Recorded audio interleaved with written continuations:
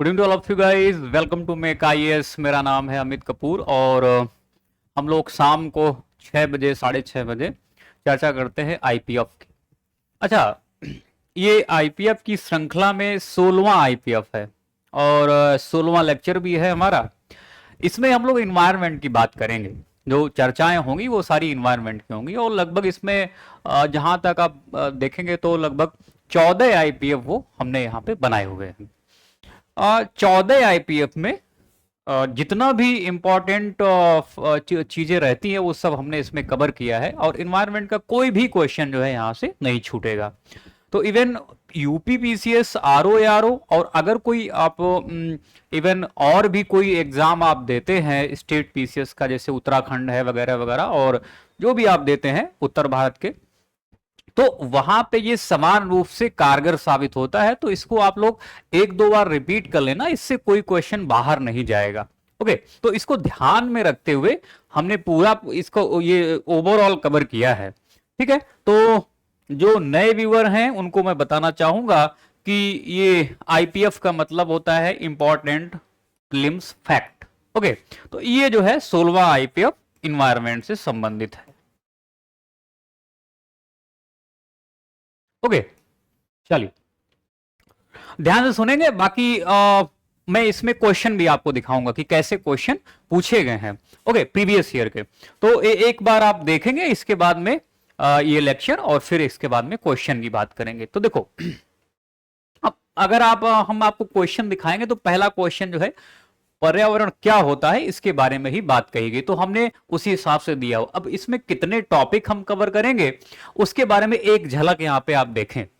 तो हम जो टॉपिक इसमें कवर करने वाले हैं उसमें संपूर्ण पर्यावरण एवं सतत विकास, पारिस्थितिकी और जैव विविधता। जैव विविधता का कुछ पोर्शन हम यहां पे कवर करेंगे।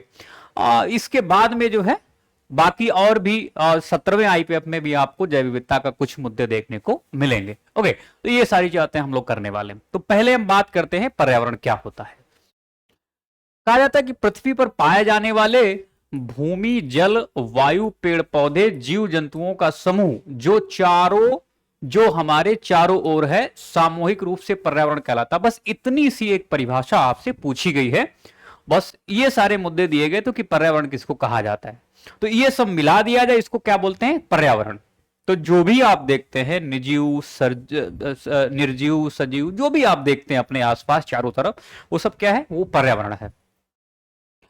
पर्यावरण के कुछ संगठक भी हैं, वो अंतर किया करते हैं, जैसे अजैविक और जैविक संगठक। ये आपस में अंतर किया करते हैं, मतलब इंटरनली, और ये संपूर्ण प्रक्रिया एक तंत्र के रूप में संचालित होती है जिसे पारिस्थितिकीय तंत्र के रूप में परिभाषित किया जाता है। तो यहां पे कहने का तात्पर्य यहां पे ये है कि भाई जैविक अजैविक जो संगठक है वो अंतर किया करते हैं और इस संपूर्ण तंत्र को, जो ये अंतर क्रिया हो रही है, इस संपूर्ण तंत्र को जो है पर्यावरण के संपूर्ण तंत्र को संचालित करते हैं। इसको पारिस्थितिकी तंत्र कहा जाता है।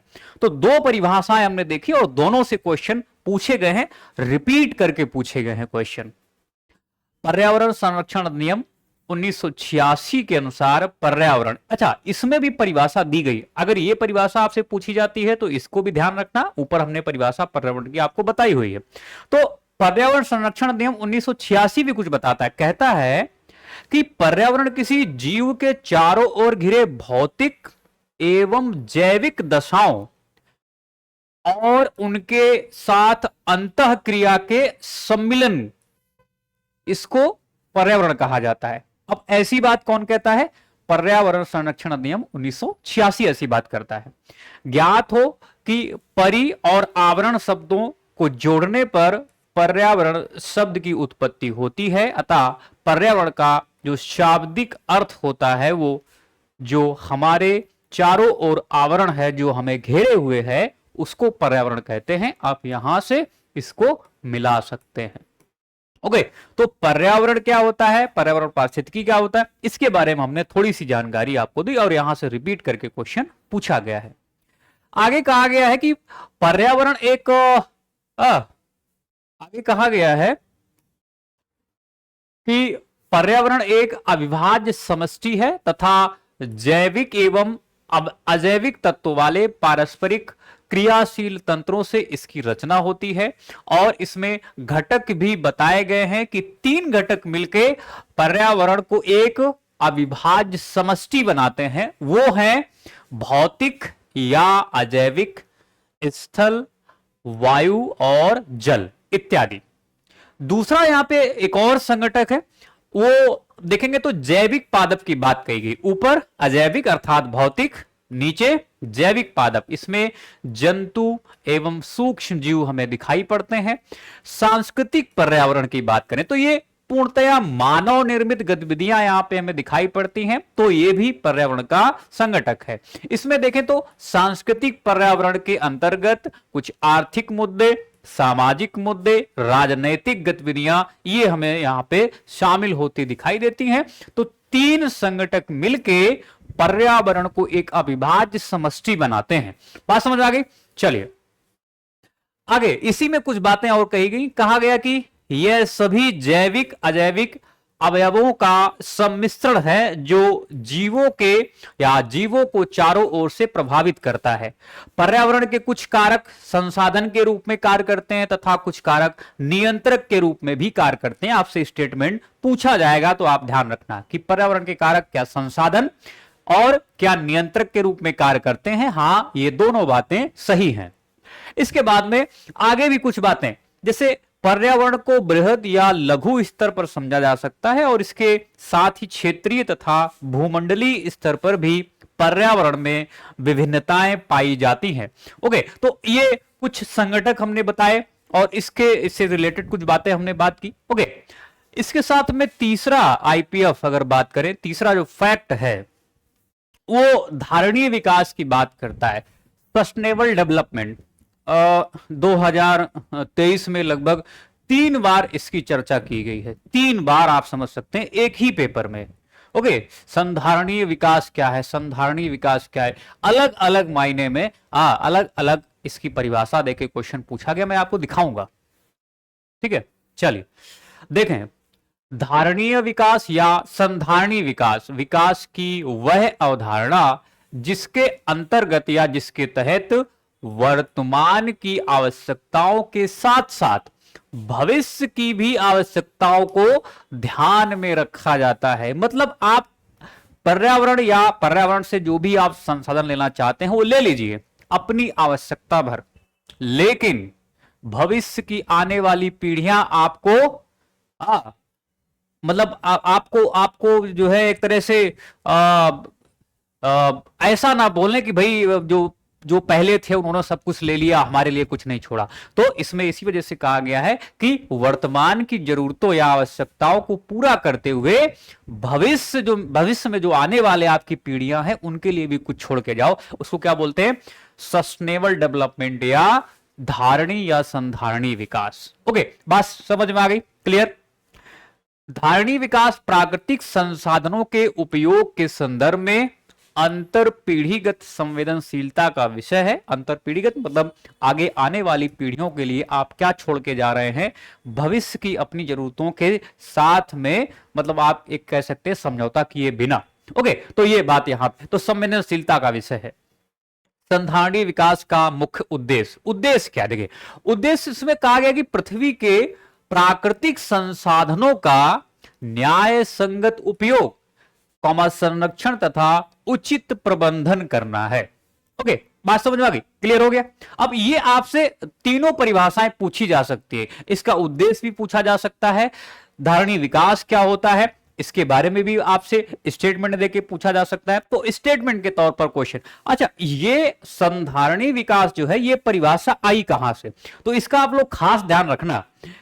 कह रहा है कि आपको ज्ञात होना चाहिए कि इस शब्द की व्याख्या वर्ष 1987 में world commission on environment and development ने अपनी रिपोर्ट आवर कॉमन फ्यूचर में की हुई थी। तो 1987 की एक आप कह सकते हैं एक सम्मेलन हुआ, एक जो है आप कह सकते हैं कमीशन थी, और उसने जो है आवर कॉमन फ्यूचर, हमारा साझा भविष्य, हिंदी में कहीं लिखा होगा, ठीक है, नहीं लिखा है तो मैं लिख देता हूं, आवर कॉमन फ्यूचर, जो हिंदी वाले हैं, हमारा साझा भविष्य,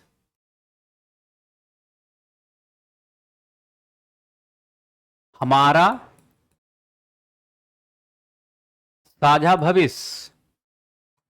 ये रिपोर्ट जो है ये हमारा साझा भविष्य,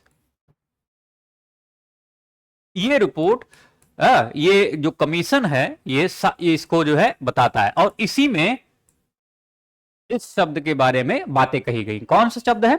धारणीय विकास। ओके, फिर इसके बाद में आप देखेंगे वर्ष 1992 में आयोजित पृथ्वी सम्मेलन में घोषित एजेंडा 21 या एजेंडा 21, अब रियो घोषणा इसको भी कहा जाता है। रियो क्यों कहा जाता है इसके बारे में हम लोग चर्चा करेंगे अभी। ओके, तो 1992 में भी इसके प्रति पूर्ण समर्थन व्यक्त किया गया कि यह बात सही है कि अपनी वर्तमान की आवश्यकताओं को पूरा करते हुए भविष्य में आने वाली पीढ़ियों के लिए भी कुछ छोड़ के जाना चाहिए, और इस रिपोर्ट का यह समर्थन करता है। और पृथ्वी सम्मेलन और इसके बाद वर्ष 2002 में जोहानिसबर्ग में आयोजित सम्मेलन का मुख्य मुद्दा सतत विकास ही था।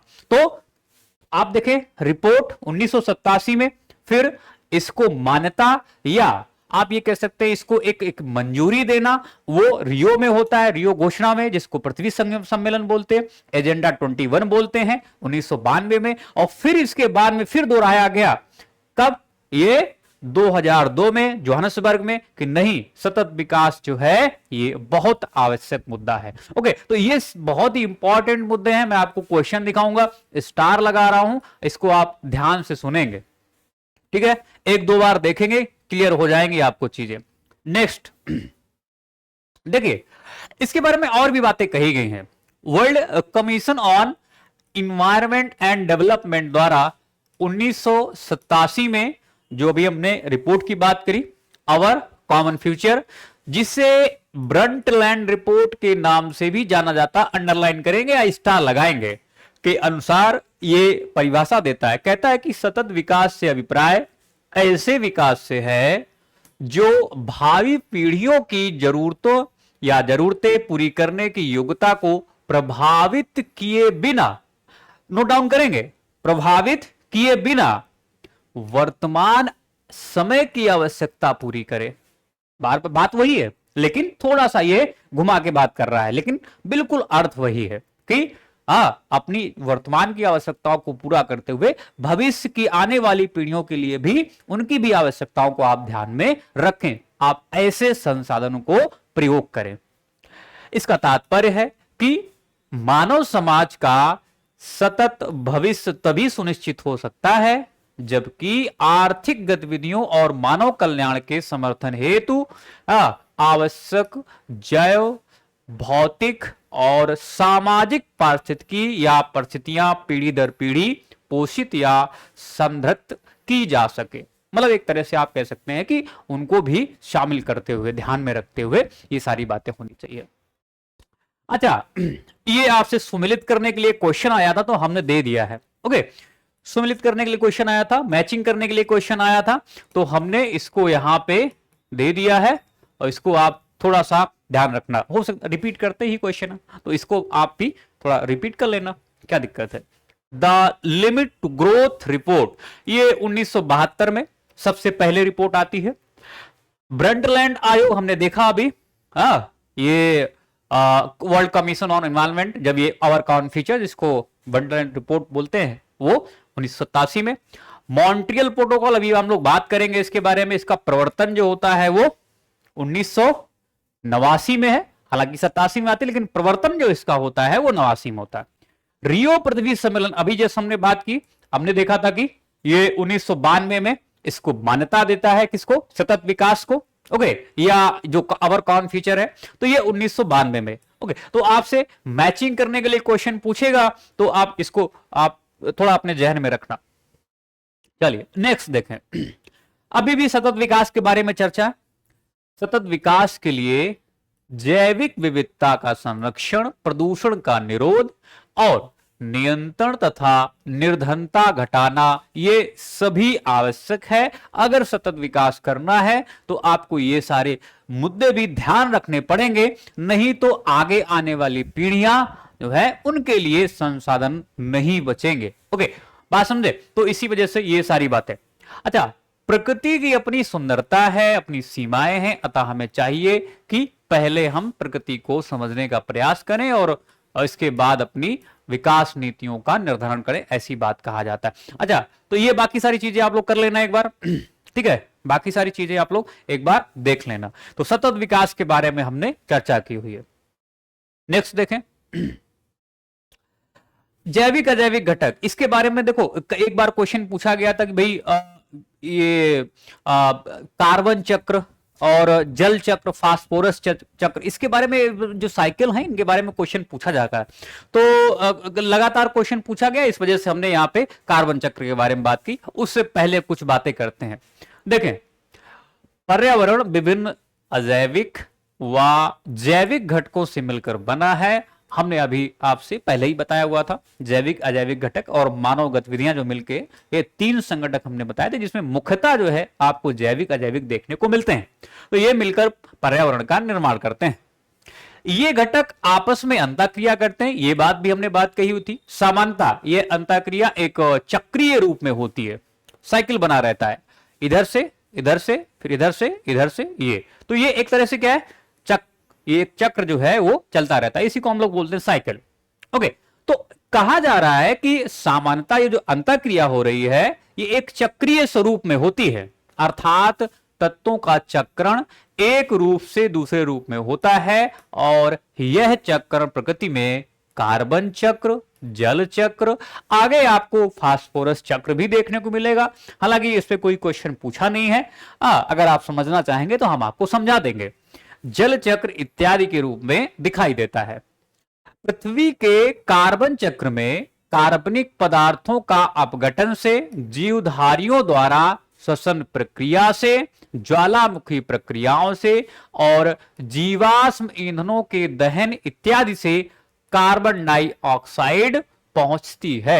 आपसे क्वेश्चन पूछा था, क्वेश्चन ये पूछा था कि कार्बन चक्र में कार्बनिक पदार्थों का अपघटन जो होता है वो कैसे होता है, किस तरह से होता है, जिससे कार्बन डाई जो है एक तरह से आप कह सकते हैं जो चक्र है वो पूरा होता रहे। तो इसमें बताया गया है कि जीवधारियों की श्वसन प्रक्रिया से, ज्वालामुखी प्रक्रियाओं से, जीवाश्म ईंधनों के दहन इत्यादि से ये कार्बन डाइऑक्साइड ये कार्बन चक्र में जो है पहुंचती रहती है और एक कार्बन चक्र जो है वो पूरा होता है। तो ये आपसे क्वेश्चन पूछा था, मैं आपको दिखाऊंगा अभी। स्वपोषित पौधे प्रकाश संश्लेषण की क्रिया द्वारा कार्बोहाइड्रेट के निर्माण में वायुमंडलीय कार्बन डाइऑक्साइड ग्रहण करते हैं। कार्बन चक्र वायुमंडल में कार्बन तत्व का संतुलन बनाए रखता है। ज्ञात होना चाहिए कि पृथ्वी या कार्बन पृथ्वी पर बहुत सारी अवस्थाओं में पाया जाता है। यह मूल रूप से ग्रेफाइट एवं हीरा में पाया जाता है। अगर मूलतः देखें, पूछा गया था क्वेश्चन कि मूलतः आप बताइए कि कार्बन जो है कहां पाया जाता है, किसमें पाया जाता, तो ग्रेफाइट और हीरा, इसमें मूलतः आपको कार्बन देखने को मिलेगा। आगे इसी में बात कही कि यौगिक के रूप में यह वायुमंडल में कार्बन डाइऑक्साइड के रूप में, कार्बोनेट और हाइड्रोजन कार्बोनेट के रूप में पाया जाता है। विभिन्न प्रकार के खनिजों में भी कार्बन पाया जाता है। ओके, तो ये सारी बातें आप लोग, तो कार्बन चक्र वो कैसे एक साइकिल पूरा करता है और कौन सी गतिविधियां उसमें योगदान देती हैं, ये आपसे एक क्वेश्चन पूछा गया था, उस पे हमने डिस्कशन किया हुआ है। ओके, उस पे हमने डिस्कशन किया है। आगे देखें, तो जैसे कार्बन चक्र है वैसे ही जल चक्र भी काम करता है। बारिश हुई, ओके, और इसके बाद में फिर वही धरती पे पानी आया, फिर इसके बाद में वाष्पित होता है और फिर इसके बाद में जो है ऊपर जाता है, फिर बारिश। तो ये ये जल चक्र जो है कुछ ऐसे ही काम करता है। अगर हम बताएं यहां पे आपको, ठीक है, तो ये पानी गया ऊपर यहां पे और फिर ये वापस आता है। ये मान लो पृथ्वी है, ये पृथ्वी है और ये आकाश है। ओके, और ये आप देख रहे हैं नमी के रूप में हवाओं के साथ में ऊपर गया और यहाँ पे ठंडा होता जाके बहुत ऊंचाई पर जाने के बाद में आप देखते हैं वही नमी जो है ठंडी होती है और बारिश की बूंदों के रूप में ये ऐसे ऐसे ऐसे ऐसे यहाँ पे गिरती है और फिर इसके बाद में सूर्य की रोशनी पड़ती है और सूर्य की रोशनी के साथ में ये फिर से वाष्पित होकर हवा के साथ में ऊपर उठता और ऊपर जाके ठंडा होता। तो ये एक जल चक्र जो है कुछ ऐसी प्रक्रिया करता है। तो जैसे हमने कार्बन चक्र की बात करी, बिल्कुल वैसे ही जल चक्र भी जो है, वैसे बिल्कुल ही जल चक्र भी वैसे ही काम करता है। तो इसके बारे में हम लोग एक बार बात करने वाले हैं। ओके, तो देखो, जल की तरह कार्बन का भी विभिन्न भौतिक एवं जैविक क्रियाओं के द्वारा पुनर्चक्रण होता रहता है। हमने बताया कि भाई देखो, अभी कैसे सूर्य की रोशनी और कैसे वायु, कैसे जल जो है वो आपस में क्रिया करते रहते। तो इसमें आपको भौतिक और जैविक दोनों जो है वो यहाँ पे जो घटक हैं वो देखने को मिलेंगे, और इन्हीं के पुनर्चक्रण से आप देखेंगे जल चक्र जो है वो अपनी क्रिया करता रहता है। अच्छा, वहीं दूसरी ओर जल चक्र में सौर विकिरण की सबसे महत्वपूर्ण भूमिका होती है। जैसे मैंने बताया कि ये सूर्य है, ये सूर्य है, और ये यहाँ पे जो ये यहाँ से वाष्पित करता है और ऊपर हवा के साथ में जो है ये जल। तो सौर विकिरण जो है वो बहुत महत्वपूर्ण भूमिका निभाता है। सौर विकिरण जल चक्र को चालित करता है और जल का वाष्पीकरण करता है। मैंने आपको अभी जस्ट बताया था। वायुमंडल में नमी वर्षा की मात्रा का निर्धारण करती है। 2017 में क्वेश्चन यहां से पूछा गया था कि वायुमंडल में जो है वर्षा की मात्रा का निर्धारण कौन करता है। तो इसमें कई, अभी मैं आपको क्वेश्चन दिखाऊंगा, आपको देखने को मिलेगा कि हाँ ऐसा भी क्वेश्चन पूछा गया था, बस जस्ट एक लाइन में ही क्वेश्चन था। ओके, तो आप इसको ध्यान रखना। तो नमी जो है, नमी की मात्रा, नमी कितनी है वो जो है वर्षा की मात्रा को निर्धारित करता है वायु। ओके, सभी प्रकार की वर्षा की मात्रा यथा बूंदाबांदी, वर्षा, बर्फकारी इत्यादि वायुमंडल में नमी की मात्रा में बढ़ोतरी से बढ़ जाती है। सौर विकिरण द्वारा बर्फ का जल में द्रवीकरण होता है। जल चक्र हाइड्रोस्फीयर में जल की विभिन्न गतिविधियों को दर्शाता है, और प्रकृति में जल चक्र को निम्न प्रकार से भी दर्शाया जा सकता है। तो अगर निम्न प्रकार देखें तो आप यहां पे हमने जैसे बताया था, अगर आपको बहुत खुला खुला बताया जाए तो आप कुछ ऐसे देख सकते हैं। ओके, यहां पे ये पृथ्वी है और यहां पे हम सूर्य बना लेते हैं अगर आप देखना चाहें, ठीक है। तो ये यहां पे बादल बना लेते हैं, और ये जो है बारिश यहां पे गिरी, और फिर ये जो है ऐसे ऐसे उठता है। ओके, ये हवा के साथ में, ये हवा जो है ये नमी वाली हवा है, ये ऊपर जाती है और यहां पे ये ठंडा होता है। ओके, और ये बारिश होती है। फिर इसके बाद में ये यहां से सूरज की रोशनी और नमी जो है ऊपर हवा में जाती है। तो कुछ ऐसे यहां पे आपको ये जो एक तरह से आप कह सकते हैं कि डायग्राम से आप ऐसे देख सकते हैं। ओके, बात समझ आ गई। चलिए नेक्स्ट देखें। जल चक्र पौधों की वृद्धि में सहायक होता है। पौधे भूमि में प्रतिरोपित किए जाते हैं तथा भूमि में उपस्थित उनके मूल रोमों द्वारा वे जल का अवशोषण करते हैं। सामान्यतः पौधों के अधिकांश मूल रोम प्रतिरोपण के कारण नष्ट हो जाते हैं, इसलिए कई प्रतिरोपित पौधों में वृद्धि नहीं हो पाती है। ठीक है, तो मूल रोम जो है वही जब नष्ट हो जाएंगे, अंकुरण जो है उनका नहीं हो पाएगा। हाँ, तो एक तरह से आप कह सकते हैं कि भाई फिर वहीं पे ये नष्ट हो जाते हैं। ज्ञात होना चाहिए कि मूल रोम मृदा में उपस्थित मृदा वलयन या सॉइल सॉल्यूशन के संपर्क में रहते हैं, और इन मूल रोमों के द्वारा ही पौधे पृथ्वी या भूमि से जल का अवशोषण करते हैं। अच्छा, मूल रोम की कोशाभित्ति मुख्यतः सेलुलोज से बनी होती है, और इसके साथ इनमें कुछ पेप्टिन भी पाया जाता है। पेप्टिन क्या काम करता है? पेप्टिन, ये काम है इसका, पेप्टिन के कारण ही मूल रोम मृदा से चिपके रहते हैं। आप समझ रहे हैं, मूल रोम जो है मृदा से चिपके रहते हैं और इनको आवश्यक जो नमी है या आप कह सकते हैं कि जो जल है वो मिलता रहता है। तो पेप्टिन का ये काम है। मूल रोमों की कोशिका भित्ति पारगम कला की तरह कार्य करती है। इसके अलावा एक कारण यह भी है कि खेतों में उर्वरकों, फर्टिलाइजर्स का प्रयोग करने पर यदि शीघ्र ही अधिक जल से खेतों की सिंचाई नहीं होती है तो मृदा वलयन की सहनता अधिक हो जाती है, और इससे जड़ के मूल रोमों द्वारा जल अवशोषण कठिन हो जाता है और इससे पौधे मुरझा जाते हैं। तो सिंचाई करना बहुत आवश्यक है। जब भी कहा जाता है कि खाद भी डाला जाता है तो इसकी जो है आप कह सकते हैं सिंचाई की खेती जो है वो करना आवश्यक है। ठीक है, सिंचाई नहीं होती है तो फिर मृदा विलयन की सांद्रता बढ़ जाती है और इसकी वजह से आप देखेंगे कि वो फिर पेप्टिन काम नहीं करता और इसके बाद में ये जो पौधे वो मुरझा जाते हैं। उल्लेखनीय क्या है?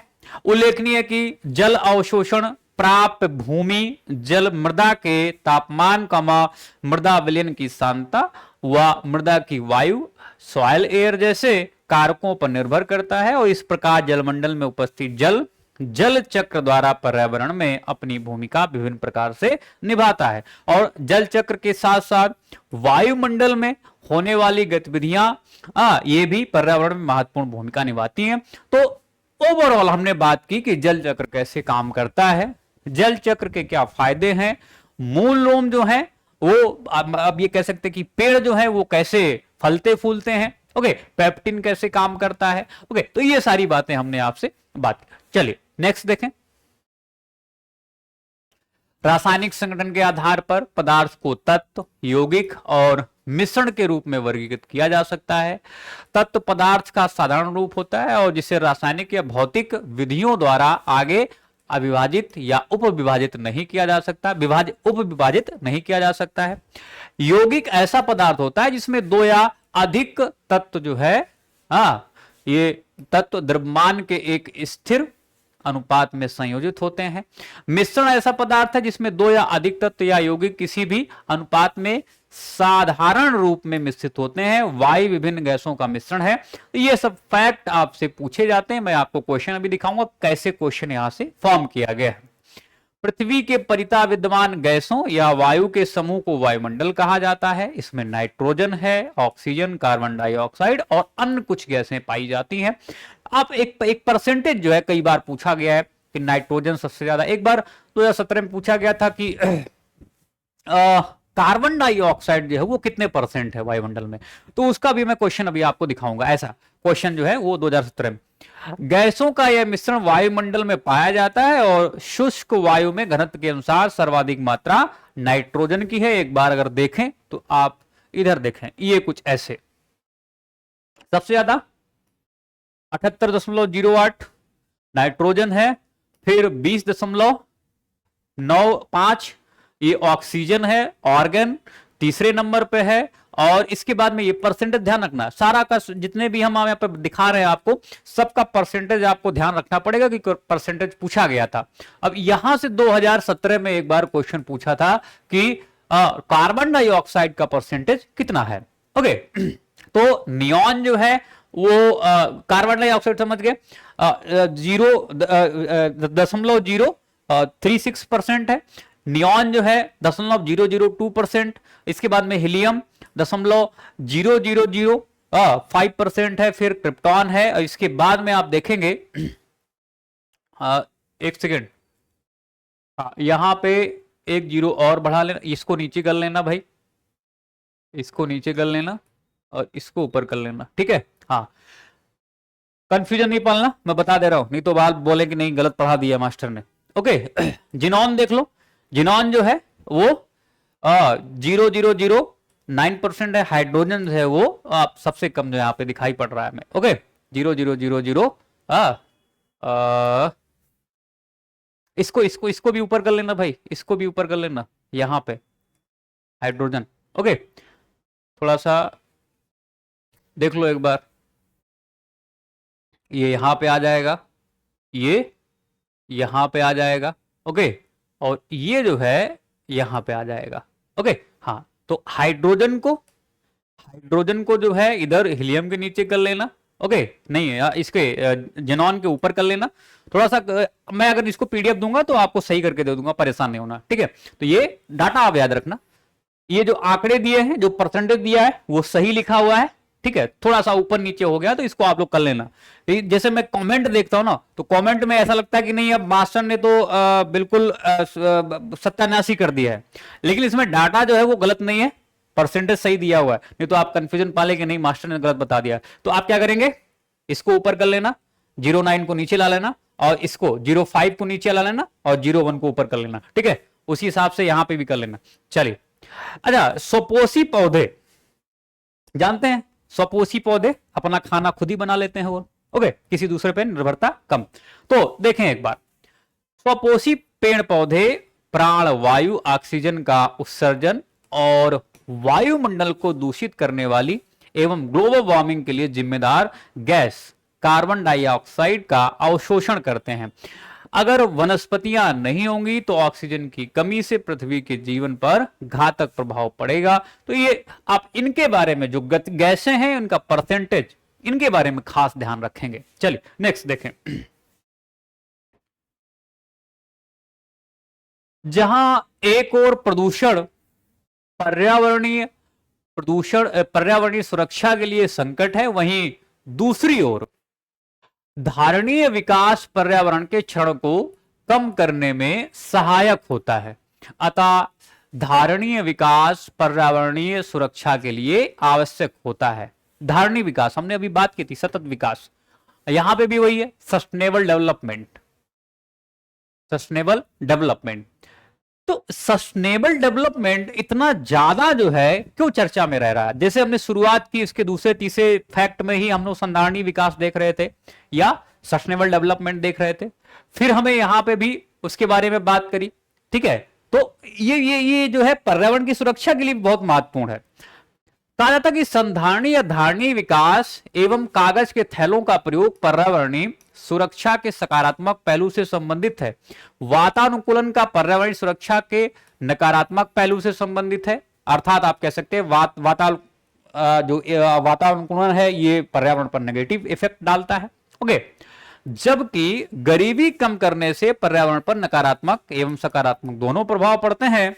दूसरे दृष्टिकोण से देखा जाए तो गरीबी का पर्यावरण से अप्रत्यक्ष संबंध है, जबकि धारणीय विकास कागज के थैलों का प्रयोग एवं वातानुकूलन का पर्यावरण से प्रत्यक्ष संबंध है। एक क्वेश्चन आया हुआ था, रिपीट क्वेश्चन किए जाते हैं तमाम सारे, इस वजह से मैं आपको यहां पे बार बार डिक्टेट कर रहा हूं। तो ये ऐसा क्वेश्चन पूछा गया था कि ये बताइए भाई पर्यावरण सुरक्षा के लिए जो है कौन महत्वपूर्ण है, कौन से सकारात्मक पहलू हैं या कौन से नकारात्मक पहलू, तो ऐसा एक क्वेश्चन पूछा गया था। आगे कहा गया कि वहीं दूसरी ओर प्राकृतिक आवास का विनाश, जैव विविधता की हानि या प्राकृतिक संसाधनों के क्षरण से होने से पर्यावरण को होने वाले नुकसान को पर्यावरण अपकर्ष कहा जाता है। या आप कह सकते हैं कि ये इन्वायरमेंटल डिग्रेडेशन जो होता है, अपकर्ष, ओके, डिग्रेडेशन यहां पे लिखा हुआ कहीं, इन्वायरमेंटल डिग्रेडेशन मतलब डिग्रेड कर देना उसको, ग्रेड उसका क्या है, नीचे गिरा देना, ओके। ग्रेडिंग जो हो रही है कैसा, नीचे हो रही है। तो आप ये कह सकते हैं किसकी वजह से, पर्यावरण का विनाश कर दिया, आवास जो है आवास का विनाश कर दिया गया, वो भी कैसे, प्राकृतिक जीव जंतुओं को दिक्कत होने लगी, जैव विविधता की हानि, ओके, प्राकृतिक संसाधनों का क्षरण, इन सब से जो है पर्यावरण को नुकसान होता है और इसी को हम लोग क्या बोलते हैं, पर्यावरण अपकर्ष। अच्छा, पर्यावरण अपकर्ष प्राकृतिक या मानव जनित दोनों होता है, जबकि अपक्षय जो है चट्टानों की टूट फूट की वह क्रिया है जिसके अंतर्गत चट्टानें विघटन एवं संयोजन द्वारा ढीली पड़कर एवं विदीर्ण होकर अपने स्थान पर ही बिखर जाती हैं। तो पर्यावरण अपकर्ष क्या होता है और अपक्षय क्या होता है, इसके बारे में एक क्वेश्चन पूछा गया, इस वजह से मैंने यहां पे इसको बताया। उल्लेखनीय है कि पर्यावरण की सुरक्षा हेतु धारणीय विकास एक उपयोगी युक्ति है, अतः धारणीय विकास एवं पर्यावरण संरक्षण आपस में अंतः संबंधित होते हैं। धारणीय विकास संसाधनों का कैसा, संसाधनों का मतलब एक अपनी आवश्यकता के अनुसार ही प्रयोग करना, वर्तमान की आवश्यकता के अनुसार ही प्रयोग करना। ज्यादा करेंगे तो पर्यावरण की सुरक्षा नहीं हो पाएगी। और आप देखेंगे कि जब भी हम संसाधनों का ज्यादा दोहन करते हैं तो पर्यावरण क्षरण जो है वो निश्चित तौर पर होता है, पर्यावरण क्षरण जो है वो निश्चित तौर पर होता है। और उसकी वजह से ये जो आप देख रहे हैं पर्यावरण अपकर्ष, ये हमें देखने को मिलता है, ओके। आप ज्यादा दोहन करेंगे तो ऑब्वियस सी बात है आप क्या करेंगे, प्राकृतिक आवास नष्ट करेंगे। आप डेवलपमेंट कर रहे हैं तो क्या कर रहे हैं, प्राकृतिक आवास, आपने पेड़ काट दिए, ओके। जैव विविधता की हानि हुई उससे, ओके, जैव विविधता की हानि होती है उससे। और इसके बाद में प्राकृतिक संसाधनों का क्षरण होता है। आप डेवलपमेंट करते हो यही तो करते हैं, आप फैक्ट्री लगाते हो तो यही तो करते हैं, आप सड़क बनाते हो यही तो करते हैं, ओके। तो इसकी वजह से क्या हो रहा है, पर्यावरण अपकर्ष और अति दोहन इसका हो रहा है। और अति दोहन जो है वो धारणीय विकास में नहीं आता। आप अपनी वर्तमान जरूरत के हिसाब से ही संसाधनों का दोहन करें और पर्यावरण से उसकी सुरक्षा होगी। इसी वजह से कहा गया है कि धारणीय विकास एवं पर्यावरण सुरक्षा आपस में अंतः संबंधित होते हैं या इनका अंतर संबंध ये रखते हैं। ओके, क्लियर हो गया। नेक्स्ट देखें, धारणीय विकास की बात करें, बड़ा इंटरेस्टिंग मुद्दा है। हमने बताया था धारणीय विकास को 1992 में एजेंडा 21 या रियो सम्मेलन या पृथ्वी सम्मेलन, वहां पे इसको मान्यता दी गई। फिर जोहान्सबर्ग में 2002 में इसको पूरी तरह से मान लिया गया कि संधारणीय विकास होना चाहिए। उसी क्रम में हम थोड़ी सी बात करते हैं। देखिए, संधारणीय विकास विकास की वह अवधारणा है जिसके तहत वर्तमान की आवश्यकताओं के साथ साथ भविष्य की आवश्यकताओं को भी ध्यान में रखा जाता है। हमने इस पे बात की हुई थी। और इसी तत्वाधान में संधारणीय विकास या धारणीय विकास लक्ष्य ये बनाए गए हैं जिन्हें वर्ष 2030 तक प्राप्त करना ये इनका लक्ष्य रखा गया है। क्वेश्चन पूछा गया 2022 में या 23 में, अभी हम लोग इस पे बात करेंगे। ओके, तो 2022 या 23 में क्वेश्चन पूछा गया। अच्छा, धारणीय विकास लक्ष्य को सर्वप्रथम 2012 रियो +20 में प्रस्तावित किया गया। पहले था मिलेनियम डेवलपमेंट गोल, मिलेनियम पहले था ये डेवलपमेंट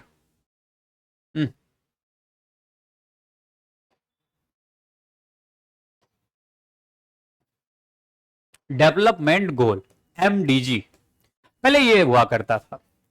अब जब ये पूरे नहीं हो पाए 2012 में जब ये पूरे नहीं हो पाए तो फिर कहा गया कि ठीक है अब ऐसा करते हैं, और ये कुछ कम भी हुआ करते थे, ये कुछ कम भी थे।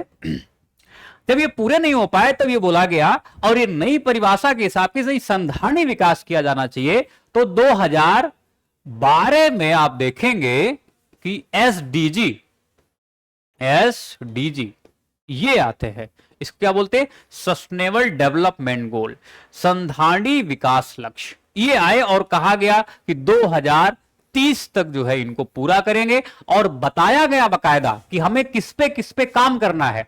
और उसमें सब क्लॉज भी बनाए गए, उसके जो है उसका उपवर्गीकरण भी किया गया। लेकिन हम उपवर्गीकरण इतने बहुत आगे तक नहीं जाएंगे, जो क्वेश्चन पूछा जाता है वहां तक ही बात करेंगे, बाकी नहीं। ओके, तो 2012 से 30 तक के इनको प्राप्त करने की बात कही गई, और कुल मिला के 17 गोल जो है वो दिए गए। कितने दिए गए? 17 गोल्स जो है वो दिए गए हैं। इसके बारे में हम लोग चर्चा करते। तो कहां से? रियो +20 2020 में। अब रियो +20 क्यों इसको कहा गया? तो आप जानते हैं कि 1992 में रियो का पहला सम्मेलन कहां पे हुआ? रियो डी जेनेरो, ब्राजील में। हमने इस पे बात नहीं की थी लेकिन बता देता हूं। तो 1992 में यह सम्मेलन होता है। उसके जस्ट 20 साल बाद 2000 अर्थात जस्ट 20 साल बाद अर्थात 2012 में फिर यह सम्मेलन होता है। तो इस वजह से इसको क्या बोला गया? ये तो हो गया रियो, ये तो हो गया रियो, लेकिन रियो +20 यहां पे, और ये इसमें 20 और जोड़ दो तो फिर ये जो है रियो +20 हो जाता है जाके। इसी वजह से क्या बोला गया इसको? 2012 में रियो +20 बोला गया। और यहीं से बोला गया कि आप मिलेनियम डेवलपमेंट गोल नहीं, आप सस्टेनेबल डेवलपमेंट गोल हमें पूरे करने हैं। और वो क्या है उनके बारे में एक विस्तार से चर्चा, क्वेश्चन पूछा गया है, आप भी ध्यान से सुनेंगे। देखें, 17 गोल जो है वो बताए गए। गरीबी की समाप्ति, नो पॉवर्टी, ठीक है, भुखमरी से मुक्ति, जीरो हंगर, ओके, लोगों के लिए स्वास्थ्य एवं आरोग्यता की बात कही गई है यहां पे। तो गुड हेल्थ एंड वेलबींग की बात करी गई है। गुणवत्तापरक शिक्षा, क्वालिटी एजुकेशन, लैंगिक समानता, 5वां गोल है लैंगिक समानता। ओके, तो शिक्षा के बाद में समानता, जेंडर इक्वलिटी, जल एवं स्वच्छता की बात कही गई, clean water and sanitation, okay, किफायती एवं स्वच्छ ऊर्जा, तो अफोर्डेबल एंड क्लीन एनर्जी की बात कही गई है। उत्कृष्ट कार्य एवं आर्थिक विकास, decent work and economic growth, तो ये 8वां है। उत्कृष्ट कार्य एवं आर्थिक विकास, उद्योग का नवाचार एवं बुनियादी ढांचे का विकास, तो इंडस्ट्री इनोवेशन एंड इंफ्रास्ट्रक्चर। 10वां है असमानताओं में कमी अर्थात असमानता कम करना, तो रिड्यूस्ड इनइक्वालिटीज। इसके बाद में 11वां है संवहनीय शहरी और सामुदायिक विकास, तो यहां पे बात कही गई है sustainable cities and economics. Okay, सामुदायिक विकास, जिम्मेदारी के साथ साथ उपभोग और उत्पाद की बात कही गई, तो रिस्पॉन्सिबल कंजम्पशन एंड प्रोडक्शन, मतलब ऐसा हम यूज करें जिससे मतलब दूसरे की जरूरत भी पूरी हो जाए कि नहीं अपनी पेट भरना है, तो जिम्मेदारी के साथ उपभोग और उत्पाद। जलवायु कार्यवाही, ये देखिए अब ये क्लाइमेट एक्शन की बात कही गई है। 14 नंबर, ये जलीय जीवों की सुरक्षा अर्थात जल में जीवन, तो लाइफ बिलो वाटर। स्थलीय जीवों की सुरक्षा अर्थात स्थलीय पारिस्थितिकी में जीवन, तो life on land. Shanti comma न्याय एवं सशक्त संस्थाएं, piece justice and strong institutions. लक्ष्यों के लिए 17वां और लास्ट, लक्ष्यों के लिए भागीदारी, पार्टनरशिप फॉर द गोल्स। तो ये सारी बातें कही गई, कुल मिला के 17 गोल्स हैं। और आपसे जो क्वेश्चन पूछा जाएगा वो सुमेलित करने के लिए पूछा जाएगा, और पूछा भी गया है, सुमेलित करने के लिए पूछा जाएगा। आपको गोल्स दे दिए जाएंगे, कैसे पूछा जाएगा, इधर आपसे विषय पूछ लिया जाएगा और यहां पे आपसे बोला जाएगा कि लक्ष्य संख्या, लक्ष्य संख्या, तो ऐसे दे दिया जाएगा SDG 1 2 ऐसे कुछ करके दिया जाएगा। तो आप इनको एक दो बार और देखेंगे, आपको बहुत अच्छी तरह से, बस आप मिलाते जाना। गरीबी, भूखमरी, स्वास्थ्य, आरोग्यता, शिक्षा, लैंगिक समानता, जल, स्वच्छता, किफायती और ऊर्जा, उत्कृष्ट कार्य, आर्थिक विकास, नवाचार, उद्योग, समानता, असमानताओं में कमी, सम्मानीय शहरी विकास, सामुदायिक विकास, जिम्मेदारी के साथ उपभोग, जलवायु कार्रवाई, इसके बाद में आप कह सकते हैं कि जल में जीवन, फिर इसके बाद में पृथ्वी पे जीवन, और इसके बाद में शांति और न्याय की बात करता है। और लास्ट में आप देखेंगे इन सब की भागीदारी के साथ में लक्ष्यों को कैसे प्राप्त करना है, 17वां गोल है। तो ये सारी बातें नोट करके चले। SDG 3 आप यहां पे देखें तो गुणवत्ता, लोगों के लिए स्वास्थ्य एवं आरोग्यता। SDG 3 सभी आयु वर्ग के लोगों के लिए स्वास्थ्य एवं आरोग्य जीवन को बढ़ावा देना सुनिश्चित करता है। अब इसमें यह नहीं कि महिला, बुजुर्ग और केवल बच्चे, जो आप तीसरा गोल देख रहे हैं, तो केवल महिला, बुजुर्ग और बच्चे नहीं, जो भी है सबका स्वास्थ्य अच्छा रहे, सबका स्वास्थ्य अच्छा रहे। ओके, तो इसके बारे में ये बात करता है, इसके बारे में ये बात करता है। Okay, clear. चलिए नेक्स्ट देखें।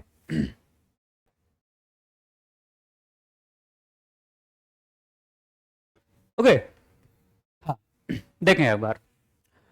तो ये उल्लेखनीय है कि संयुक्त राष्ट्र संघ ने 17 सतत विकास लक्ष्यों का निर्धारण किया है, इन्हें 2030 तक जो है प्राप्त करना है। तो किसने किया हुआ है, ध्यान रखना, संयुक्त राष्ट्र संघ ने। Okay, United nation. इन लक्ष्यों को प्राप्त करने की प्रगति की दिशा में विभिन्न देशों द्वारा किए गए प्रयासों की प्रगति जानने हेतु सस्टेनेबल डेवलपमेंट गोल इंडेक्स का प्रयोग किया जाता है, या इसका निर्माण किया गया कि भाई कैसे पूरे करने हैं और कौन कौन लोग पूरे कर रहे हैं, कौन सा देश आगे है, कौन सा देश पीछे है। तो इसके लिए एक इंडेक्स भी लाया गया है। और ये सूचकांक जो है 17 सतत विकास लक्ष्यों के संबंध में आप ध्यान रखना, सामाजिक समावेश और आर्थिक विकास की स्थिति, पर्यावरण की सततता से संबंधित उपलब्ध आंकड़ों के आधार पर तैयार किया जाता है। 2024 में नोट डाउन करते हुए चलेंगे कि भारत 109वें स्थान पर है। अच्छी स्थिति नहीं है, भारत को और भी इस पे काम करना पड़ेगा। ओके, तो तीन चीजें, सामाजिक समावेश, आर्थिक विकास की स्थिति और पर्यावरण की सततता जैसे मुद्दों को ध्यान में रखते हुए ये इंडेक्स तैयार किया जाता है। देखिए, धारणीय विकास के कई आयामों में धारणीय कृषि भी जो है एक पहलू है ये। और 2003 में यूएनओ द्वारा सतत विकास का वर्ष घोषित किया गया था कि भाई 2003 में संधारणीय कृषि, इस पे ध्यान दिया जाना चाहिए और पूरे वर्ष जो है इस पे काम किया गया। ओके, तो इस वजह से 2003 को ध्यान रखना। धारणीय कृषि का अर्थ क्या है कि पर्यावरण को अक्षुण्ण रखते हुए, मतलब बिना छेड़छाड़ किए हुए बहुत ज्यादा भूमि का इस प्रकार प्रयोग करना कि गुणवत्ता लंबे समय तक बनी रहे। तो कृषि भी ऐसी करो, हाँ कृषि भी कैसी करो, ऑर्गेनिक खेती करो। ओके, तो कृषि भी ऐसी करो जिससे पर्यावरण को नुकसान ना हो। ओके, बात समझ आ गई। तो गुणवत्ता लंबे समय तक, भारत में अगर बात करें तो लगभग इस समय 55% जनसंख्या कृषि और उससे संबद्ध इससे निर्भर है। अत्यधिक जनसंख्या वृद्धि के कारण खाद्य समेत अन्य पदार्थों का उत्पादन बढ़ाने की आवश्यकता महसूस हुई है और इसी वजह से कृषि में रासायनिक खादों, उर्वरकों और जहरीले कीटनाशकों का भरपूर उपयोग किया जा रहा है ताकि पैदावार बढ़े, लेकिन ये अच्छा नहीं है। ओके, ये अच्छा नहीं है। ऑर्गेनिक खेती बहुत अच्छी है जिसकी वजह से मिट्टी की गुणवत्ता और पर्यावरण अक्षुण्ण बना रहता है, परंतु इससे प्राकृतिक असंतुलन, हमने जैसे बताया कि इससे दिक्कत होती है। तो क्या दिक्कत होती है? प्राकृतिक असंतुलन तथा मृदा की गुणवत्ता व उसकी उर्वरता को व्यापक क्षति पहुंचती है। ओके, क्षति पहुंची भी और लगातार इससे मानव के स्वास्थ्य पर भी दुष्प्रभाव, कैंसर जैसी बीमारियां तमाम सारी हो रही हैं। इससे निपटने हेतु आज संपूर्ण विश्व का झुकाव सतत या संधारणी कृषि की ओर तेजी से बढ़ रहा है और इस हेतु जैविक बायो फर्टिलाइजर का प्रयोग किया जा रहा है। तो बायो फर्टिलाइजर एक अच्छा विकल्प है, पैदावार भी बढ़ेगी और आप देखेंगे कि मिट्टी की गुणवत्ता, पर्यावरण अक्षुण्ण, ये सब जो है बायो फर्टिलाइजर से बने रहेंगे। उल्लेखनीय है कि भारत में टिकाऊ कृषि के लिए राष्ट्रीय मिशन वर्ष 2014-15 से चल रहा है कि भाई संधारणीय कृषि या टिकाऊ कृषि, इसके बारे में चर्चा कैसे। यह मिशन जलवायु परिवर्तन पर राष्ट्रीय कार्य योजना, national action plan on climate change का एक भाग है। अभी हम इसके बारे में भी बात करेंगे। जो आप देख रहे हैं ना मिशन, ये राष्ट्रीय कार्य योजना, इसके बारे में हम लोग चर्चा करेंगे अभी। तो जलवायु परिवर्तन के कारण मानवता के समक्ष कई प्रकार की चुनौतियां प्रकट होती रहती हैं। तो संधारणीय कृषि या धारणीय कृषि या टिकाऊ कृषि कैसे की जा सकती है? बायो फर्टिलाइजर यूज करना है। ओके, और बाकी सब ये पर्यावरण को अक्षुण्ण भी रख सकते हैं। ओके, तो इसके बारे में थोड़ी सी जानकारी। नेक्स्ट देखें।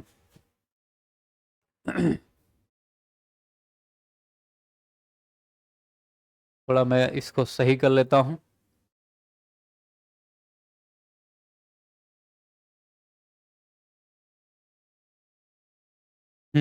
ठीक है।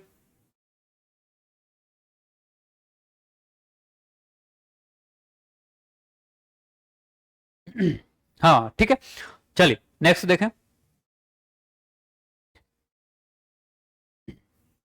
उल्लेखनीय है कि क्लब ऑफ रोम वैज्ञानिकों, अर्थविदों, सिविल सेवकों तथा व्यवसायियों की एक संस्था है जो मानवता के समक्ष उपस्थित होने वाली जो वैश्विक चुनौतियों का समाधान हेतु सुझाव देती। तो क्लब ऑफ रोम क्या है इसके बारे में और इसमें कौन कौन से लोग शामिल हैं इसके बारे में थोड़ी सी जानकारी। कहा जाता है कि यह संस्था शोध, वाद विवाद, सम्मेलन इत्यादि के माध्यम से वैज्ञानिक विश्लेषण कर सुझावों को उपलब्ध कराती है कि बस कैसे काम करना है, आपको कैसे पर्यावरण अक्षुण्ण रखा जाए और तमाम सारे जो है पर्यावरणीय मुद्दों पर बात करती है। ओके, जलवायु परिवर्तन के कारण पृथ्वी पर विभिन्न प्रकार के संकट उत्पन्न होते हैं। वर्ष 1992 में हमारी धरती पर मंडरा रहे संकट से निपटने के लिए साझी रणनीति बनाने के मकसद से विश्व भर के नेता ब्राजील के शहर रियो डी जेनेरियो में पृथ्वी सम्मेलन में एकत्र होते हैं। हमने बताया था 1992 में, और कहा जाता है कि इस सम्मेलन में जलवायु परिवर्तन, ग्लोबल वार्मिंग जैसी समस्याओं को लेकर गहरी चिंता व्यक्त की गई और कहा गया कि सतत संधारणीय विकास ये मुख्य मुद्दा जो है रहा। और ये भी कहा गया कि भाई इससे लड़ने के लिए मिलकर हम प्रयास करने का एक संकल्प करेंगे और ये संकल्प लिया गया। 172 देशों को प्रतिनिधियों ने संयुक्त राष्ट्र द्वारा पर्यावरण और विकास के मुद्दों पर आयोजित इस वैश्विक सम्मेलन में शिरकत की थी। तो एक आप कह सकते हैं 1992 में वहीं से पर्यावरण की बेहतर समझ, पर्यावरण को कैसे बचाना है, ये सब बातें हो चुकी हैं। लेकिन फिर भी आप देख रहे हैं कि अभी 2015 की बात करें तो पेरिस में बातें हुई। ठीक है, पेरिस सम्मेलन की बात कही गई कि भाई चलो ठीक है, औद्योगिक स्तर से कुछ और बाद के स्तर से कुछ जो है कुछ डिग्री सेल्सियस जो है हम 1.5 से 2 डिग्री सेल्सियस जो है तापमान कम करेंगे। लेकिन बातें होती रहती है, इस पे बहुत ज्यादा मुद्दे चलते रहते, लेकिन फिर भी हम पर्यावरण को अक्षुण्ण नहीं रख पा रहे हैं, क्योंकि सब जो है आगे बढ़ना चाहते हैं। जितने भी नेशन है सब आगे बढ़ना चाहते हैं, कोई अपने डेवलपमेंट को रोकना नहीं चाहता है। ओके, तो पर्यावरण संरक्षण कहां से होगा? आप आए दिन पढ़ते होंगे कि ये नदी सूख गई है, झील सूख गई। आप देखेंगे कि तमाम सारे जो है ये शैवाल हैं, ओके, घोंगा है, ये सब मर गए हैं, और मैंग्रोव वन जो है वो नष्ट हो रहे हैं धीरे धीरे। तो ये सब रिपोर्ट क्यों? अब देखो, ये सब बातें सुनने को तो मिलती हैं, लेकिन पर्यावरण संरक्षण के लिए 1992 में, अब देखिए 5 जून 1972 में ही काम हो गया था कि वहां से हम बात करेंगे। पहला मुद्दा वो था 1972 में, लेकिन फिर इसके बाद में संधारणीय विकास की 1992 में बात होती है। ओके, सतत विकास लक्ष्य जो है 2012 में लाए जाते हैं, इस पे काम करेंगे, लेकिन किसी ने कोई काम नहीं किया, सब डेवलपमेंट करना चाहते हैं। तो प्रॉब्लम है, प्रॉब्लम है। ओके, चलिए, रियो डी जेनेरियो ब्राजील में 1992 में संपन्न अंतरराष्ट्रीय पृथ्वी शिखर सम्मेलन, अर्थ समिट जिसको बोलते हैं, संयुक्त राष्ट्र का पर्यावरण विकास सम्मेलन है। रियो अर्थ समिट 1992 के दौरान वैश्विक पर्यावरण सुविधा जिसको बोलते हैं गेफ अर्थात ग्लोबल इन्वायरमेंट फैसिलिटी की एक स्थापना की जाती है।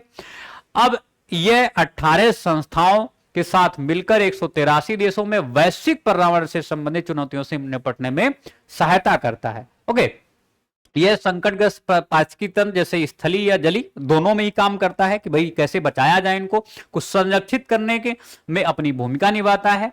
गेफ जो है या ग्लोबल इन्वायरमेंट फैसिलिटी यूएनएफसीसीसी के तहत अल्प विकसित देशों को अल्प विकसित देश निधि लीस्ट डेवलप्ड कंट्रीज फंड उपलब्ध कराता है कि भाई जो बहुत कम विकसित हैं, जो अपने पर्यावरण की सुरक्षा नहीं कर सकते। अब देखो, अल्प विकसित देशों को ज्यादा नुकसान हो रहा है, डेवलपमेंट कर रहे हैं बड़े राज्य, बड़े देश।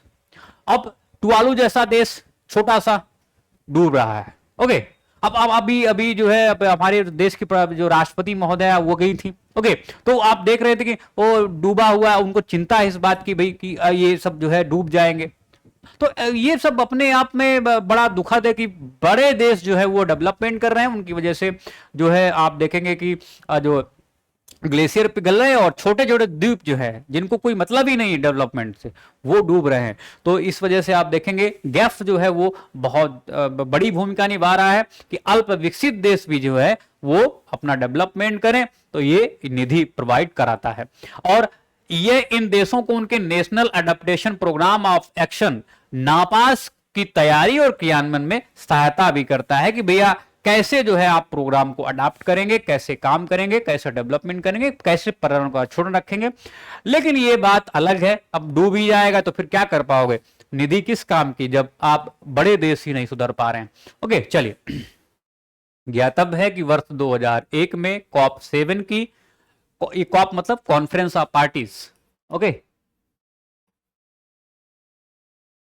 Conference of parties, okay, COP. तो कॉन्फ्रेंस ऑफ पार्टी 7 की बैठक मारेकस या मराकस में आयोजित की जाती है और इस बैठक से प्राप्त निर्देशों के आधार पर विशिष्ट जलवायु परिवर्तन निधि की स्थापना की गई। तो 2001 में विशिष्ट जलवायु परिवर्तन निधि की स्थापना की जाती है। अब इसकी क्या ये किस अवधारणा पे काम करती है, तो ये निधि अनुकूलन के साथ साथ विकासशील देशों में तकनीकी हस्तांतरण को भी में भी सहायता करती है। तो आप देख सकते हैं कैसे निधि अनुकूलन के साथ साथ एडाप्टेशन के साथ साथ, जैसे अभी हमने देखा था गेफ, ग्लोबल एनवायरमेंटल फैसिलिटी जो है वो जैसे काम करती है अल्प विकसित देशों में, साथ ही साथ वो एडाप्टेशन में मदद करती है। उसी तरह से ये जो आप देख रहे हैं विशिष्ट जलवायु परिवर्तन निधि, ये निधि अनुकूलन का काम करती ही करती है। साथ में जो अविकसित देश हैं, जो माफी चाहूंगा, जो विकासशील देश हैं, डेवलपिंग कंट्रीज हैं, वहां पे अल्प विकसित थे गैफ के में, और यहां पे आप देख रहे हैं विशिष्ट जलवायु परिवर्तन निधि में, यहां पे अनुकूलन के साथ में जो डेवलपिंग कंट्रीज है उनको ये तकनीकी सहायता प्रोवाइड कराता है। उल्लेखनीय है कि संयुक्त राष्ट्र विकास कार्यक्रम अर्थात यूएनडीपी, संयुक्त राष्ट्र पर्यावरण कार्यक्रम यूनेप तथा विश्व बैंक गेफ के साथ जुड़े हुए हैं। आपसे क्वेश्चन पूछा जाएगा कि कौन कौन संस्थाएं ग्लोबल एनवायरनमेंट फैसिलिटी से जुड़े हुए हैं, तो यूएनडीपी, यूनेप और वर्ल्ड बैंक ये इसको सहायता प्रोवाइड कराते हैं। कैसी? वित्तीय सहायता, तकनीकी सहायता। वर्तमान में गेफ्स की मुख्य कार्यकारी अधिकारी एवं अध्यक्ष कार्लोस मैनुअल रोड्रिगुइज, ये इनका नाम है। तो ध्यान रखना कि कौन जो है इसका अध्यक्ष है और कार्यकारी अधिकारी, ठीक है। ओके, तो ये बातें हमने यहां पे की। एक दो मुद्दे और हैं, इनके बारे में जानकारी। भूमंडलीय पर्यावरण सुविधा, ग्लोबल इन्वायरमेंट फैसिलिटी। अब देखो ये ग्लोबल इन्वायरमेंट फैसिलिटी किसको किसको सहायता देती है? जैसे एडाप्टेशन के लिए तकनीकी सहायता, वित्तीय सहायता, तो इसको सहायता कौन देता है? UNDP, UNEP, environment programme, development programme और वर्ल्ड बैंक इसको सहायता देती। ये देखो किसको किसको सहायता देती है। देखिए, जैव विविधता पर अब इस समय कन्वेंशन ऑन बायोलॉजिकल डाइवर्सिटी, जलवायु परिवर्तन पर संयुक्त राष्ट्र ढांचा इस समय अर्थात United nation framework convention on climate change UNFCCC, मरुस्थलीकरण के विरुद्ध संयुक्त राष्ट्र इस समय United nation convention on combat desertification, मतलब मरुस्थलीकरण को रोकने के लिए, स्थायी जैव प्रदूषकों पर स्टॉकहोम अभिसमय अर्थात Stockholm convention on persistence organic pollutant Stockholm POP जिसको बोलते हैं, इसको सहायता, तकनीकी सहायता, वित्तीय सहायता। और पारा पर मिनीमाता अभिसमय मिनीमाता कन्वेंशन ऑन मरकरी इत्यादि के लिए वित्तीय क्रियाविधि के रूप में काम करता है। आपसे क्वेश्चन पूछा जाएगा कि कितनों को जो है या इसमें किसको जो है वो गेफ अर्थात भूमंडलीय पर्यावरण सुविधा वो सहायता नहीं करता है। बाकी हमने आप देख पा रहे हैं कि मैंने किसको किसको बताया, ये इसको सहायता करता है। और आज का अंतिम फैक्ट बहुत ही अच्छा फैक्ट है, इसको थोड़ा सा आप लोग ध्यान रखेंगे। देखें तो एक बार, ब्राजील की राजधानी रियो डी जेनेरियो में 1992 में पर्यावरण और विकास सम्मेलन आयोजित किया गया। इसे अर्थ समिति और पृथ्वी शिखर सम्मेलन कहा गया। यह सम्मेलन स्टॉकहोम सम्मेलन की 20वीं वर्षगांठ मनाने के लिए आयोजित किया गया था। कब? 1972 में स्टॉकहोम हुआ। 1972 में स्टॉकहोम, जिसको हम क्या बोलते हैं 5 जून, ये किसके लिए था? पर्यावरण को बचाने के लिए। पर्यावरण को बचाने के लिए पर्यावरण दिवस कब मनाया जाता है? 5 जून को। बचाने के लिए 1972 में स्टॉकहोम में ये सम्मेलन होता है। अब इसी सम्मेलन को आगे कि भैया पर्यावरण जैसी कोई चीज होती भी है कि नहीं होती, क्या होता है उसको थोड़ा सा जब काफी ज्यादा गर्मी होने लगी, बरसात कहीं होती नहीं थी, बरसात होने लगी, सूखा पड़ने लग गया, इसके बाद में आप देखेंगे तो इसकी 1972 में जो ये पर्यावरण पर एक तरह से जो बातचीत हुई थी 5 जून को, ठीक है, उसको मनाने के लिए अर्थात स्टॉकहोम सम्मेलन की 20वीं वर्षगांठ मनाने के लिए 1992 में फिर लोग इकट्ठा होते हैं। और यहां पे सतत विकास जैसे लक्ष्य है, जैसे सीबीडी है, जैसे यूएनएफसीसी है, इसके बारे में तमाम सारी चर्चाएं होती हैं। ओके, बात समझ आ गई? तो ये 20वीं वर्षगांठ किसकी? स्टॉकहोम की, इसके मनाने के लिए। और इसमें सम्मिलित देशों ने धारणीय विकास के लिए कार्यवाही योजना स्वीकृत की और इसे एजेंडा 21 नाम दिया गया। एजेंडा 21 धारणीय विकास के लिए एक वैश्विक कार्य योजना है, पारिस्थितिकी विकास तथा आर्थिक समानता को समाप्त करने पर बल देता है और इसके साथ ही पृथ्वी सम्मेलन में 21वीं सदी के लिए पर्यावरणीय विकास हेतु निर्धारित किए गए तमाम सारे कार्यक्रम होते थे और इन कार्यक्रमों को एजेंडा 21 नाम दिया गया। बताया गया कि 21वीं सदी में हमें क्या करना है, कैसे संधारणीय विकास को, कैसे धारणीय विकास को, सस्टेनेबल डेवलपमेंट को हमें आगे बढ़ाना है। अतः अंतरराष्ट्रीय स्तर पर पर्यावरण संरक्षण एवं विकास की दिशा में यह महत्वपूर्ण प्रयास था। एजेंडा 21 के प्रमुख भाग देखें तो इसमें जैव विविधता का सर्वेक्षण और संकटग्रस्त जीवों का संरक्षण, विकासशील देशों में गरीबी निवारण एवं जनसंख्या नियंत्रण, ये बात कही गई, और पूंजी स्थानांतरण को उदार बनाने पर बल, सबको खाद्य एवं जल एवं सामाजिक सुरक्षा की बात कही गई। तो ये 20 फैक्ट हमने अभी इसमें देखे हैं। बाकी जो आपको मुद्दे हैं वो आपको अभी हम लोग चर्चा करेंगे, वो देखने को मिलेंगे, ओके। अब इसके बारे में अब ये क्लियर हो गया। तो अभी हमने जैव विविधता तक बात की हुई है। कुछ जो है जैव विविधता के मुद्दे हमने यहां पे देखे, कुछ जो है जैव विविधता के मुद्दे हम 17वें आईपीएम में देखेंगे, अपना 17वें लेक्चर में। ओके, तो 17th लेक्चर जो रहेगा उसमें हम कुछ मुद्दे और भी देखेंगे। अगर आप क्वेश्चन की बात करें तो क्वेश्चन कैसे फॉर्म करता है, एक बार अगर आप झलक देखें तो आपको आसानी हो जाएगी। जैसे पहला ही क्वेश्चन है, और पर्यावरण से अभिप्राय क्या है। देखिए, भूमि, जलवायु, पौधे, पशुओं की प्राकृतिक दुनिया जो चारों तरफ अस्तित्व में है, संपूर्ण दशाओं का योग, व्यक्तियों का ये सब आप देखें क्वेश्चन पूछा गया है। सभी यहां पे सही आपको दिखाई पड़ रहा है। ओके, सभी। और यहां पे आप देखेंगे तो ये कहीं ना कहीं ये पूरी परिभाषा इसकी दी गई है, इसकी ये पूरी परिभाषा दी गई है। ओके, अगर आप देखें तो ये पूरी की पूरी इसकी परिभाषा दी गई है। फिर इसके बाद में फिर देखो एक क्वेश्चन पूछा गया है, ये बीपीएससी माला का पूछा गया है, लेकिन आप देखें तो पर्यावरण किससे बनता है। जीव, अजीव, जीव, अजीव और भू आकृतिक चट्टान, ये घटक, भू आकृतिक घटक जो है यहां पे, तो 3 हमने घटक देखे हुए थे, तो यहां पे भी आप देख रहे हैं सभी सही हैं। तो कुछ ऐसे क्वेश्चन फॉर्म किए गए। और अगर हम जाएं, देखिए 2020 में क्वेश्चन पूछा गया है कि सामान्यतः पर्यावरण को निम्न प्रकार से वर्गीकृत किया जा सकता है, निम्न से कौन सा एक इसका वर्गीकरण का अंश नहीं है। तो परिचालन, सांस्कृतिक, भौतिक और जैविकी। भौतिक को क्या बोलते हैं? अजैविक।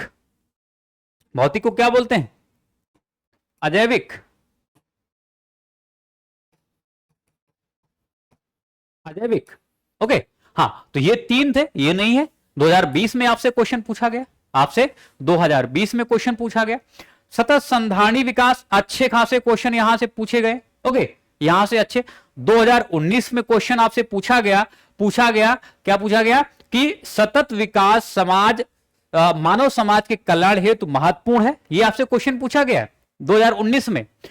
और इसका कारण यह था कि क्यों ऐसा है, तो कारण यह था कि सतत विकास से प्राय ऐसे विकास है जो भावी पीढ़ियों की जरूरतें पूरी करने की योग्यता को प्रभावित किए बिना वर्तमान समय की आवश्यकता पूरी करे। तो कथन कारण दोनों सही थे, और कारण जो है वो कथन की सही व्याख्या भी कर रहा था। तो इस वजह से आप देखेंगे 2019 में एक क्वेश्चन पूछा गया है। 2012 में एक क्वेश्चन पूछा गया कि संधारणी विकास किसके उपयोग के संदर्भ में अंतर पीढ़ीगत संवेदनशीलता का विषय है। तो प्राकृतिक संसाधन का दोहन कैसे करना है उसके बारे में ये बात करता है। तो प्राकृतिक संसाधन जो है ये अंतर पीढ़ीगत जो है इसके उपयोग के संदर्भ में पीढ़ीगत संवेदनशीलता का विषय बनता है जाके। ओके, 2020 में फिर से एक क्वेश्चन पूछा गया इसी से। देखें क्या पूछा गया। वर्ष 1987 में संयुक्त राष्ट्र में पर्यावरण से संबंधित एक प्रतिवेदन की संस्तुति के उपरांत धारणी विकास, सस्टेनेबल डेवलपमेंट पर चर्चा हुई, और वह प्रतिवेदन क्या था, वह रिपोर्ट क्या थी। 2020 में क्वेश्चन पूछा गया, क्या नाम दिया गया, अवर कॉमन फ्यूचर, हमारा साझा भविष्य। ओके, लोअर पीसेस में पूछा गया है सतत विकास के लिए आवश्यक है। ये सारी चीजें यहां पे आवश्यक दिखाई पड़ रही हैं हमें, हमने अभी बात की थी, चर्चा की हुई थी, गरीबी घटाना भी इसमें शामिल था। ओके, 2020 में फिर से एक क्वेश्चन पूछा गया है। 2020 में सतत विकास हमने बताया था, 2020 में और 22 में भी क्वेश्चन पूछा गया है। तो इसमें बोला गया कि काल क्रम के अनुसार इसको क्रम में सजाइए या व्यवस्थित कीजिए। तो हमने बताया था 1972 में ये, और इसके बाद में मॉन्ट्रियल, हमने बताया था मॉन्ट्रियल 89 में इसको इंप्लीमेंट किया गया। ब्रंटलैंड जो है ये 1992 में, और पृथ्वी जो है ये ब्रंटलैंड कितने में, ब्रंटलैंड जो है वो 87 में है। और इसी के आधार पर अवर कॉमन फ्यूचर जो है 87 में अवर कॉमन फ्यूचर रिपोर्ट आई हुई थी, और रियो जो है 1992 में, रियो 1992 में। तो ये क्रम से सजाने के लिए आपसे 2020 में एक बार क्वेश्चन पूछा गया। ऐसे तमाम सारे क्वेश्चन है, ऐसे तमाम सारे क्वेश्चन। ये देखिए, इसके बारे में जल चक्र के बारे में हमने बात की हुई थी, कैसे जो है वाष्पीकरण होता है, और फिर इसके बाद में ये संघनन कैसे होता है, और ये सारी बातें हमने यहाँ पे आपसे की हुई थी। ठीक है, ये सारी बातें हमने आपसे की हुई थी। चलिए आगे देखिए, 2020 मेंस में पूछा गया क्वेश्चन है, मेंस में क्वेश्चन पूछा, क्या पूछा गया है, अधोलिखित में से कौन सा पृथ्वी के कार्बन चक्र में कार्बन डाइऑक्साइड की मात्रा को नहीं बढ़ाता है। तो प्रकाश संश्लेषण कहां बढ़ाता है, प्रकाश संश्लेषण तो नहीं, ये बढ़ाता ही नहीं है। ओके, ये बढ़ाता ही नहीं है। ओके, तो श्वसन है जैविक पदार्थों का 6 है। ओके, हाँ, तो ये नहीं बढ़ाता है। तो श्वसन, प्रकाश संश्लेषण, जैविक पदार्थों का क्षय और ज्वालामुखी क्रियाएं, तो ये सब जो है नहीं ऐसा। तो श्वसन, आप अगर प्रकाश संश्लेषण देखेंगे तो ये काम नहीं करता है ऐसा कुछ। ओके, हाँ, ये कार्बन डाइऑक्साइड की मात्रा को नहीं बढ़ाता है। तो कुछ ऐसे क्वेश्चन, अब देखो 2004 लोबर में और 2000 में पीसीएस में कि सौर विकिरण का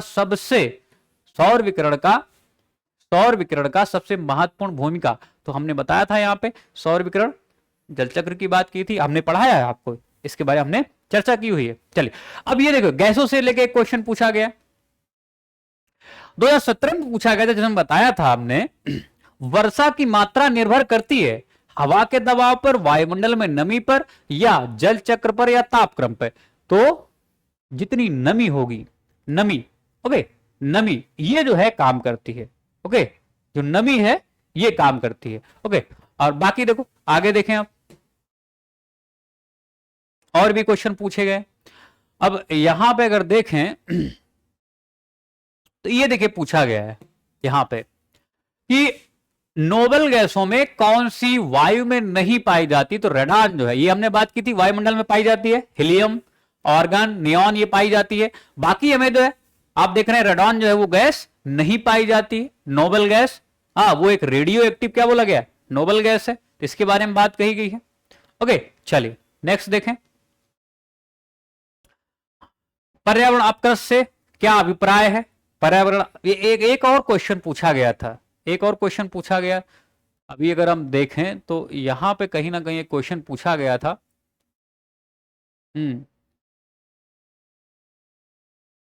वायुमंडल में जो गैसें हैं इनसे एक क्वेश्चन पूछा गया था। चलिए आगे होगा, उसके बारे में हम लोग बात करते हैं। चलिए, तो कई सारे क्वेश्चन आप देख पा रहे हैं 2006 में एक क्वेश्चन पूछा गया, 2006 पर्यावरण अपकर्ष से क्या अभिप्राय है। तो पर्यावरण से अपकर्ष जो है, देखिए डिग्रेडेशन जो है कैसे हो रहा है, पर्यावरणीय गुणों का पूर्ण रूप से निम्नीकरण, मानवीय क्रियाकलाप से विपरीत परिवर्तन लाना, इसके बाद में पारिस्थितिकी विभिन्नता के परिणाम स्वरूप पारिस्थितिकी संतुलन असंतुलन की बात पे, तो ये सारे मुद्दे जो है वो डिग्रेडेशन करते हैं, एनवायरमेंटल डिग्रेडेशन करते हैं। ओके, ये देखिए सतत विकास लक्ष्यों के बारे में बात करें, यूपी एलडीए में भी क्वेश्चन पूछा गया है, यूपी एलडीए में पूछा गया कि क्या किस एक का संबंध पर्यावरण सुरक्षा से नहीं है। तो यहाँ पे गरीबी कम करना इसका इनडायरेक्टली जो है इफेक्ट है, लेकिन बाकी का नहीं है। ओके, तो ये कई सारे क्वेश्चन जो है वो पूछे गए हैं। संधारणीय विकास की बात कर लेते हैं एक बार, यहां से क्वेश्चन देखिए 2017 में एक क्वेश्चन पूछा गया था, सतत विकास लक्ष्य 2017 के सूचकांक की बात करें तो ये करंट अफेयर का था, तो हमने 2024 का आपको बता दिया गया, 109वें स्थान पर है, 109वें स्थान पर भारत है। ओके, बात समझ आ गई। चलिए, तो ऐसे अब करंट वाले भी मुद्दे आप लोग पढ़ेंगे। चलिए,